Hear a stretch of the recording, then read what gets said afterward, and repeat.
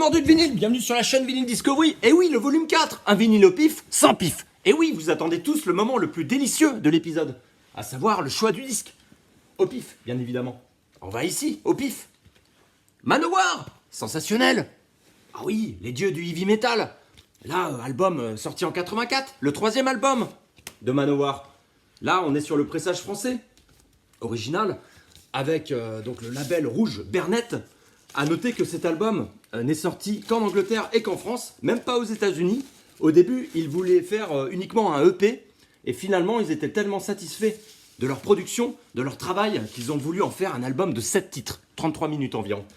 Il n'en demeure pas moins que ça reste un album absolument saisissant. Je vous avoue que je suis passé par celui-ci pour connaître Manowar, et j'ai été servi. Parce que derrière, la barre était très haute pour faire mieux que celui-là. En tout cas, voilà, on est sur un disque absolument délicieux. À l'époque, c'était une démonstration de puissance. Bien sûr, vous imaginez, sortir ça en 84. Et oui, franchement, faut le faire.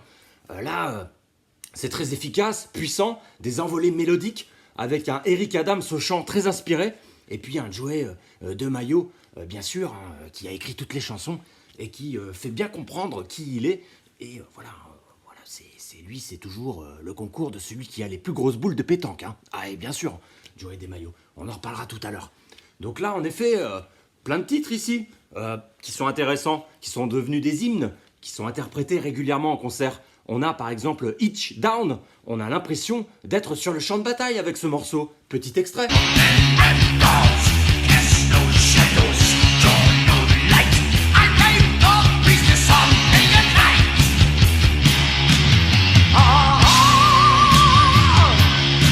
Un autre titre qui met la banane. Kill with Power. Eh oui, écoutez-moi ça, petit extrait.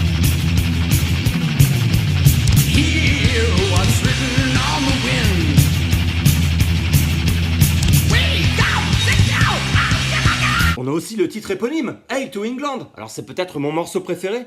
C'est un titre ici qui est très travaillé, qui dégage une certaine émotion. Et donc là, il y a un petit peu d'élégance au milieu de cette puissance tout au long de l'album. Là, vous verrez, il y a une subtilité au niveau de la mélodie et du refrain. Petit extrait. We march from the hills down to London town. Join, raise your hand or hide when we ride for the crown. Joey DeMaio s'aime beaucoup. Donc c'est plus fort que lui, il faut qu'il fasse un solo basse, dispensable, avec une introduction qui est assez amusante, où je cite, il est dit que chaque note que je vais jouer soit une flèche noire dans la mort, dirigée droit dans le cœur de tous ceux jouant du faux métal. Ah oui, là, voilà, on connaît mieux le personnage, avec une phrase pareille, on n'est pas étonné. Et oui, bien sûr, là, on peut dire qu'avec cette pochette, ce sont les porte-drapeaux du heavy metal. Et peut-être que c'est un message au public anglais ici. À l'époque, ils ont envie de conquérir l'Angleterre. Et donc là, en effet, cette illustration est l'œuvre de Ken Landgraf, donc illustrateur pour Marvel, notamment. Et donc là, en effet, il a réalisé cette pochette, alors qui est un petit peu vieilli aujourd'hui, certes, ça reste un peu kitsch, mais c'est rétro et c'est très sympa. Voilà, des petits guerriers, des combattants, voilà, super pochette, voilà pour l'époque. N'oublions pas qu'on est en 84 ici. Donc là, ils sont tous bodybuildés. Donc fight, hammer, steel. Et oui, bien sûr, ce sont les mots qui ont permis à Manowar, ils ont utilisé toujours ces termes tout au long de leur carrière, et ça a bien marché, visiblement. Et donc là, une petite anecdote sur le Hellfest. Bien sûr, en 2019, ils devaient se produire sur scène. Ça n'a pas été le cas. Ils étaient pourtant présents sur le site, et ils sont partis. Voilà, suite à un différend avec les organisateurs, avec Ben Barbeau. Et oui, donc a priori, il disait que le groupe, que les organisateurs du Hellfest ont entravé leurs efforts pour mettre en place leur spectacle épique. Et oui, voilà. Et bien sûr, l'histoire réelle qui s'est produite, c'est qu'en fait, ce sont des balances qui devaient initialement être prévues le jeudi, et puis les organisateurs ont demandé exceptionnellement à décaler à mercredi, et puis donner en bonus le mardi. Sauf que les Manowar ont dit négatif. Nous, il y a un contrat, on le respecte.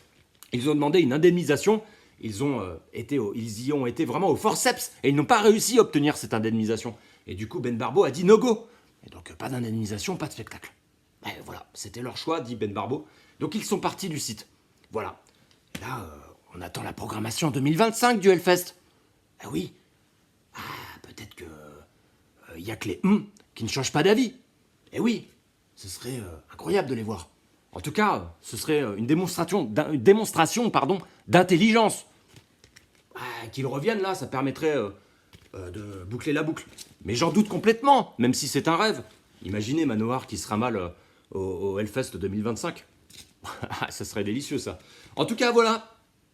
J'espère que cet épisode vous aura plu, que ça vous aura donné envie de redécouvrir ce disque, ou même de le découvrir. Ce serait criminel de ne pas lui donner, sa chance, bien sûr. Je suis absolument conquis, parce que nous avons écouté depuis tout à l'heure. Et voilà.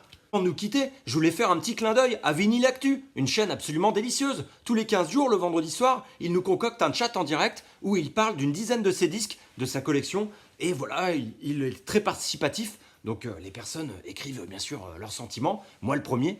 Et en effet, je voulais aussi le lancer sur le Villain Tag 2025. Je sais qu'il adore cet exercice. Oui, n'hésitez pas à lever les pouces, vous abonner si ce n'est pas encore le cas. Et puis, on va voir ce que nous propose la programmation Hellfest 2025. À très bientôt.